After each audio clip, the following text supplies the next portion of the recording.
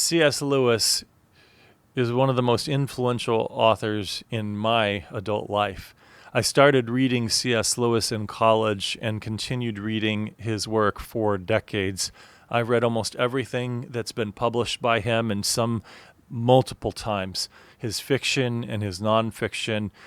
Powerful writer. You may know him for things like the Chronicles of Narnia or his space trilogy, or maybe some of his non-fiction like The Abolition of Man or Miracles or Mere Christianity and many others as well. But what I thought that I would do here is focus upon this one little book called The Abolition of Man. And it's a book that has a lot to say about education and the state of the mind, and talk about the 5 lessons that I learned from C.S. Lewis about clear thinking, about problem solving, about truth seeking, and yes, about that metaphorical and literal treasure hunting in our lives. And it can be useful in our own search for whatever is hidden that we're trying to discover. The first one is he talks about men without chests, that the head rules the belly through the chest. He talks about, and he laments the problem in society of men without chests, and the idea is he's an example of that. The head is sort of like your mind and your reason, and your belly is sort of your raw emotion. And what you want to do is to bring them together in your chest, in your heart, where there's a moral reasoning and there's a virtue and a fortitude that pulls them together, that your mind and your emotions and your will all come together to lead to a person of principle and character. And that is necessary if you're going to embark on a noble quest, success or failure. A noble quest requires a person with a chest in this metaphorical sense. And that stuck with me. And while I have much to learn, and I have a lot, and I will, until I breathe my last breath, have more to learn, I've come to realize that simple reason and simple passion, neither of them really work, that they have to be brought together around character and virtue and good, strong moral compass. And with that kind of involved in the mix, they can be great gifts. And so that one I find really valuable. And so the head rules the belly through the chest, and then we make men without chests and expect of them virtue and enterprise.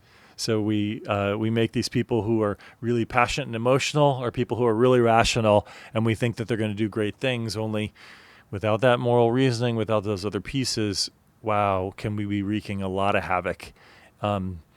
So the third one, though, is he talks about something called the Tao, and I'm not going to go into it in great detail, but he says it's not one among a series of possible systems of value. It is the sole source of all value and judgment. And he makes a claim here that you may not agree with. It has certainly shaped my thinking and my belief system and worldview. But he argues that objective morality is the foundation of all true moral reasoning. And you may say, well, what does morality have to do with treasure hunting or truth seeking? It has a lot to do with it. Because are you going to be deceptive? Are you honestly going to seek truth wherever it leads? Are you going to embark on a quest even when it involves self-sacrifice, or it calls for kindness and care and compassion to another person? I mean, those things show up on treasure hunts, the virtual and the literal type. They are important when you're navigating a problem and trying to solve it. And the argument that Lewis makes is that there are universal virtues, that there are universal objective morals. And he even makes the case, he has a whole nother book on this, where he says that where he talks about the idea of being a person of integrity, or being not taking the life of a person unjustly or other things like that, that there are some universal moral teachings across time and culture, that there are some things that are true for all people in all places and good for all people in all times and all places, even as there are some things that are distinct from culture to culture in terms of sort of cultural differences and the like. And that is actually something that has shaped my thinking, and it's actually a really important principle, objectivity, and realizing that there are some things that are objectively true and not true when you're going on a truth search or a treasure hunt. Because when you're looking for a treasure, it is in one place and not in another. It's not a relative thing. It is objectively in one place and not in another place. And submitting to that reality of the world is important, and I believe that extends far beyond the treasure hunt. The fourth one is what we call man's power over nature turns out to be a power exercised by some men over other men with nature as its instrument. And so he talks about technology in particular, and technology meaning you take human knowledge and things you learn from nature and you organize it into some kind of system or actual object to solve a problem, whether it be a hammer or whatever. And people will use these technologies to exercise it over other people as an instrument. And so he uses that to argue that, once again, ethics and moral reasoning are really important for the problem solver, the truth seeker, and the virtual and literal treasure hunter. How we do things matter. The virtue and the morals that we bring to it are really significant. And these are some of the lessons that Lewis really left with me that have stuck. And the fifth one, when all that says it is good has been debunked, what says I want remains.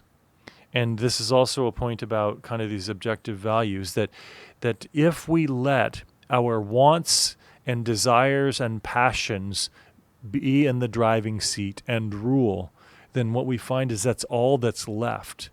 And what's good and right and true gets left behind.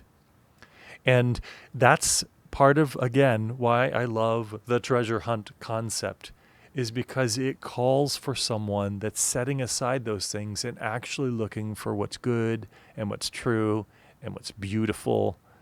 And there's a passage in the scriptures, actually, that I find really meaningful, that says, finally, brothers, whatever is true, whatever is honorable, whatever is just, whatever is lovely, pure, commendable, if there's anything excellent or worthy of praise, think about these things.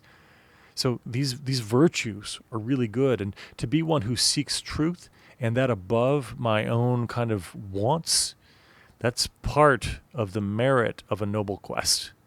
Whether we're trying to solve a problem in our workplace, our family, our home, whether we're trying to discover that virtual that figurative or literal treasure hunt. Hope you find this useful. Look forward to your comments.